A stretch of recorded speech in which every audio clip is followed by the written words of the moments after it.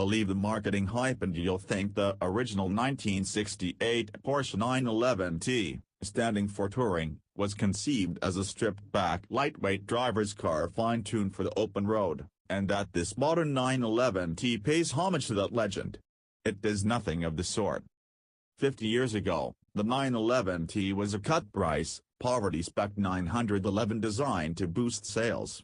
Porsche took money out of it wherever it could, none more so than in its engine, which was so detuned that, at 110 bhp, it was and remains the least powerful 911 ever offered for sale. Regardless of name, this new 911 Carrera T takes a completely different approach, not least because, at £85,576, it's almost 10% more expensive than the Carrera coupe on which it's based. The original T was well over 10% cheaper than the standard 911 of the time.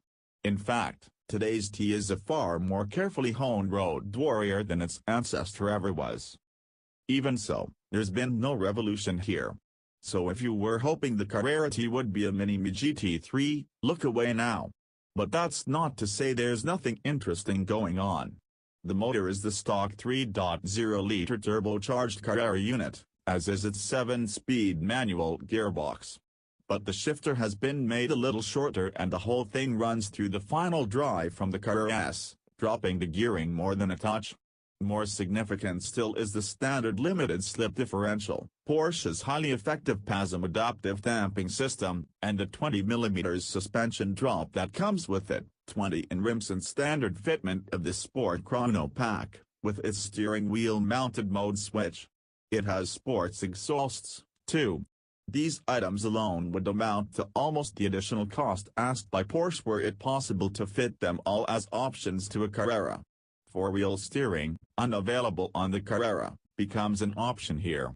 So far, so good. To negate the additional weight of these systems, Porsche sells the car as standard with no rear seats and no infotainment system. But since both are no-cost options that I bet a statistically negligible number of customers will pass up, a cynic might conclude that the Carrera T had been configured this way just to enable Porsche to give the perception, rather than the reality, of a car made lighter. In truth, despite lightweight glass being fitted to the side and rear windows and the removal of some sound deadening, even without rear seats and sat-nav the car is just 5 kilograms lighter than a standard Carrera. However, Porsche points out that were the cars in comparable specs, if you fitted the Carrera with a diff, dampers, big wheels and so on, that figure would be 20 kilograms. Visually, the Carrera T has a deeper front splitter, indistinguishable to these eyes from that fitted to a Carrera S, and badging down the side and on the engine cover. Inside, leather is now used only for the seat side bolsters, with the rest covered in a rather attractive Sport-Tex material. There's more badging in the rev counter and on the kick plates, door pulls rather than handles, and, if you're a real 911 geek, you'll notice the map on top of the gear lever is now depicted in red paint.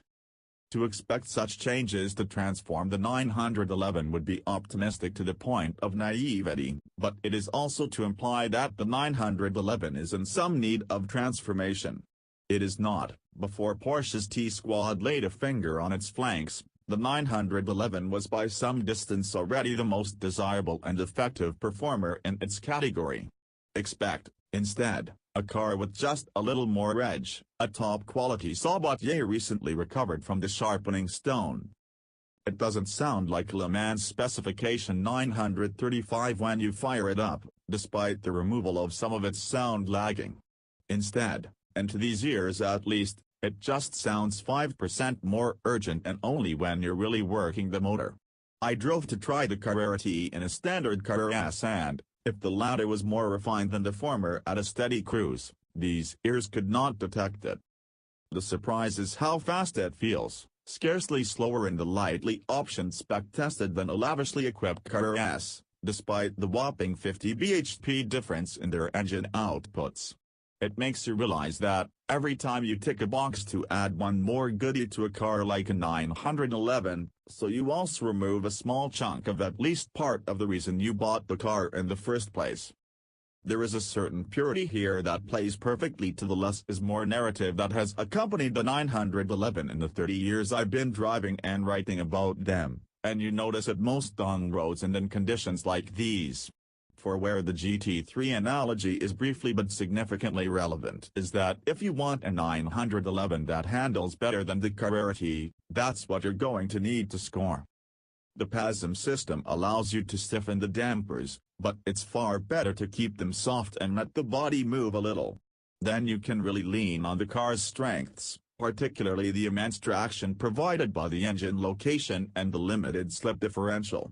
It's not the kind of heart-thumping, life-affirming ride a GT3 might provide on the right road, but it is still a deeply satisfying and significantly augmented 911 driving experience most will delight in savoring.